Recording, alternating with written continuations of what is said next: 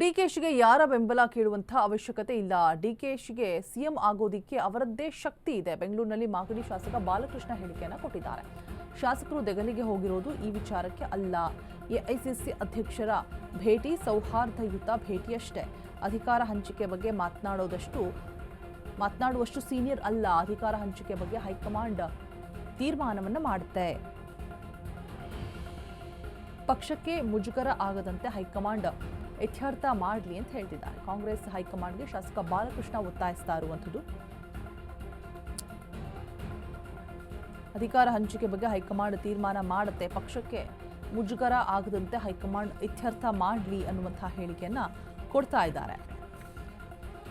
ಕಾಂಗ್ರೆಸ್ ಹೈಕಮಾಂಡ್ಗೆ ಶಾಸಕ ಬಾಲಕೃಷ್ಣ ಒತ್ತಾಯಿಸ್ತಾ ಇರುವಂಥದ್ದು. ವೈಯಕ್ತಿಕ ಅನಿಸಿಕೆ ಪಕ್ಷಕ್ಕೆ ಇಕ್ಬಾಲ್ ಹುಸೇನ್ ಅವ್ರು ಏನು ಹೇಳವ್ರೆ ಅಂತ ನನಗಂತೂ ಗೊತ್ತಿಲ್ಲ. ನಿಮ್ಮ ಮಾತನ್ನಲ್ಲೇ ಕೇಳಿದ್ದೀನಿ. ಅವ್ರಿಗೆ ಅವತ್ತು ಫೋನ್ ಮಾಡಿದೆ, ಫೋನ್ ರಿಸೀವ್ ಮಾಡಲಿಲ್ಲ ಅವರು. ಅದರಿಂದ ಇಲ್ಲಿ ಯಾರ ನೇತೃತ್ವನೂ ಅವಶ್ಯಕತೆ ಇಲ್ಲ. ಡಿ ಕೆ ಶಿವಕುಮಾರ್ ಅವ್ರಿಗೆ ಅವ್ರದ್ದೇ ಆದಂಥ ಶಕ್ತಿ ಇದೆ ಆಗಲಿಕ್ಕೆ. ಯಾರೋ ಹೋಗಿ ನಾನೇನೋ ಹೋಗ್ಬಿಟ್ಟು ಅಲ್ಲಿ ಮಾಡಿಸ್ತೆ ಅಂತಕ್ಕಂಥದ್ದು, ನಾನೇನೋ ಹೋಗ್ಬಿಟ್ಟು ಏನೋ ಬಿಲ್ಡಪ್ ಕೊಡೋದು ಅದೆಲ್ಲ ಆಗೋದು ಬೇಡ.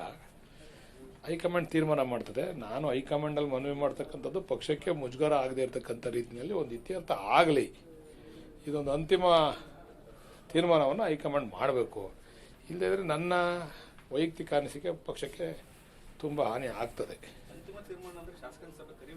ಅಲ್ಲ, ಶಾಸಕ ಏನಾರ ಮಾಡಲಿ, ಹೈಕಮಾಂಡ್ ಕೂಡಲೇ ಮಧ್ಯಪ್ರವೇಶ ಮಾಡಿ ಅದು ಜನಗಳಿಗೆ ಒಂದು ಕ್ಲಾರಿಟಿ ಬರಬೇಕು. ಎಮ್ ಎಲ್ ಎಗಳಿಗೂ ಕೂಡ ಒಂದು ಕ್ಲಾರಿಟಿ ಬರೋಂಗೆ ತೀರ್ಮಾನ ಆಗಬೇಕು. ಇಲ್ಲ ಅಂತಂದರೆ ಪಕ್ಷಕ್ಕೆ ಹಾನಿ ಆಗ್ತದೆ.